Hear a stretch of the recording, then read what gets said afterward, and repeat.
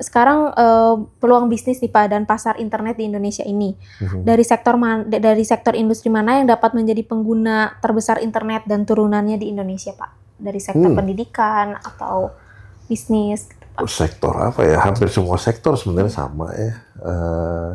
Kalau untuk bisnis sebenarnya saya nggak bisa mengkotak-kotakan ini. Jadi tergantung dari orientasi bisnisnya juga gitu sebenarnya.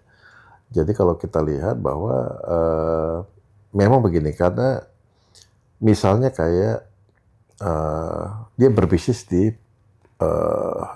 beras misalnya, ya sawah dan beras gitu.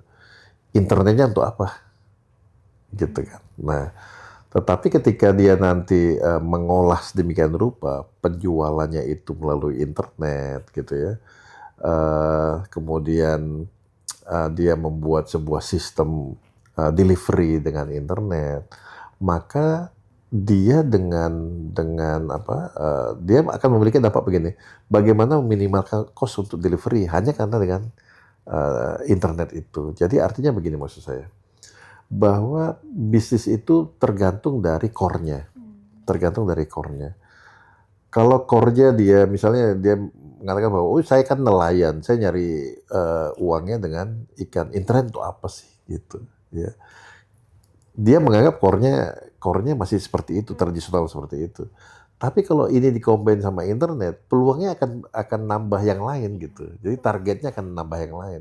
Mungkin kalau dia sebagai nelayan, paling-paling segmentasi dia dibawa ke pasar. Maka yang memakai itu lokal. Tapi begitu dia kenal internet, yang akan menjadi pasarnya dia itu se-Indonesia, bahkan sedunia. Iya, sedunia yang make. Nah, tinggal dia mengolah itu. Yang memang nggak semua orang bisa mengolah ini gitu. Tetap ada yang berpikir ini cocoknya untuk lokal sini, ya udah saya jual lokal saja. Ada yang seperti itu. Jadi internet hanya untuk hiburan jadinya, bukan untuk memperkuat bisnis gitu. Kalau misalnya untuk peluang investasi nih Pak di industri internet dan turunannya di Indonesia, baik bisnis maupun lokal atau asing itu gimana ya Pak?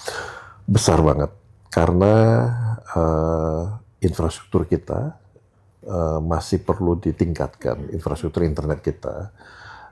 Kemudian populasi kita ini besar banget loh, nomor 4 sedunia. Tidak mungkin Indonesia ini nggak menjadi lahan untuk investasi. Tinggal kita mengolahnya seperti apa. Dengan jumlah populasi yang demikian, kemudian negara yang sangat besar, seharusnya memang investor itu akan sangat senang untuk melakukan investasinya di Indonesia. Tinggal kita memberikan bagaimana caranya memberikan trust kepada mereka bahwa mereka juga bisa untung untuk investasi di Indonesia gitu. Jadi tinggal kita nanti memilah-milah sektor apa mereka mau main di infrastruktur, mereka ingin mau bermain di konten gitu ya, mereka ingin bermain di sensor-sensor bersifat internet di IoT misalnya. Ini semuanya adalah pilihan-pilihan yang sesungguhnya bisa dimasukin oleh investor di Indonesia ini. Jadi kita harap nanti juga dengan investor banyak yang ke Indonesia, atau bahkan investor Indonesia sendiri ya, itu juga mau menginvestasikan di internet ini, maka akan banyak sekali yang akan terbuka lagi nanti. Jadi internet itu gini, internet itu kalau masih uangnya sekian, kebukanya sekian. Ada lagi tambahan uang, tambahan investasi, dia akan ngebuka lagi. Begitu ada tambahan investasi, akan ngebuka lagi. Jadi peluang itu akan terbuka terus gitu. Gitu.